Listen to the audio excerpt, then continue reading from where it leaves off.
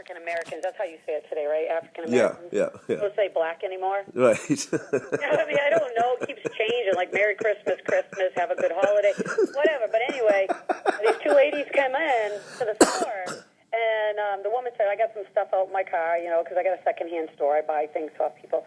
So I asked the mother, because she looked like a really nice lady, I said, would you mind keeping an eye on my store while I go out to your daughter's car? And she said, she just kind of looked at me like that's weird. And I go, well, do you mind just keep an eye on the store while I go out there? And she said, yeah. So I go out to the car, I come back and she's bawling her eyes out. I mean, like crying.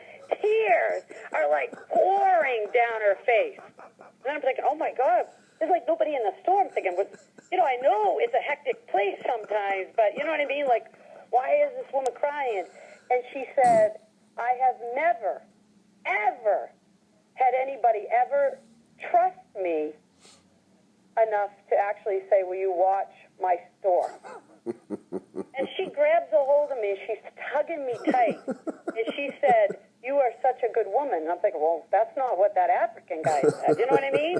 Talk about two different cultures, you know what I mean? Like, he thought I was a horrible person. And here she's hugging me and saying, you don't know what this means to me. I could die tomorrow, and I would have felt fulfilled now. Wow. I have felt so, mistreated by white people all my life. Wow. And you said that to me, and I'm thinking, oh, I didn't even think it was a big deal because, No, not to you. Yeah, I mean, my register was empty when I got, no.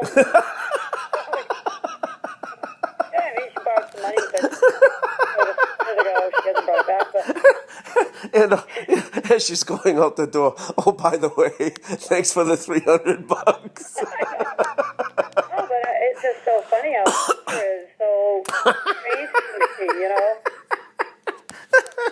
Oh, you take that same African-American, when I was a waitress, I poured coffee for, a couple of white people, and then I went to the people that were African-American, and she said to me, don't let this happen again. And I said, what? Don't you let this happen again.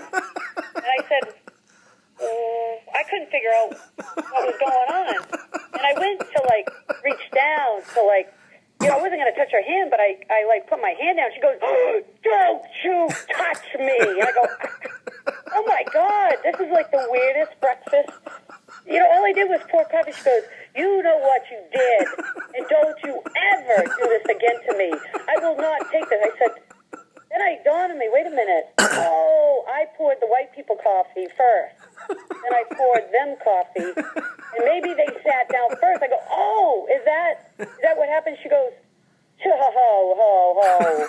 Listen here. You just don't do this again. I said, I'll get you another waitress. She goes, no, we want you, and you need to prove yourself. I don't need to prove myself. I poured them coffee, now I'm pouring you coffee, and I'm asking you if you looked over the menu. I didn't ask them if they wanted me to look over the menu. I go, my best friend is black. If this is all that it comes down to is the color of your skin and wondering who got what first. At this point, my veins are popping out of my head because I had never, ever in my life, I went to the prom with a black guy.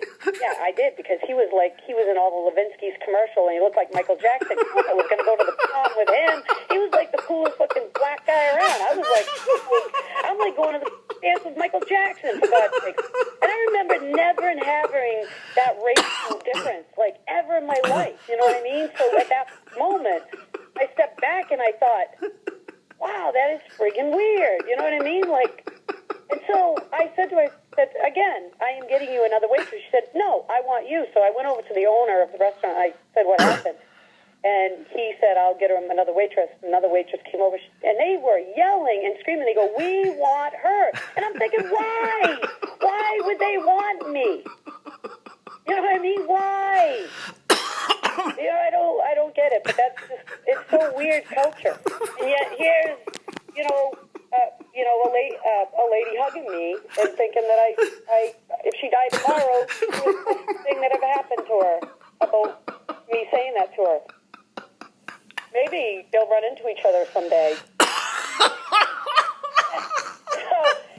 telling each other stories, and they won't even realize that it's the same girl. You know what I mean? They'll be like, this woman was such a crazy racial bitch. The other one will be like, no, this woman, changed my life. And I'd be like, see how white people are so different. It depends on who you meet. And it's the same freaking lady.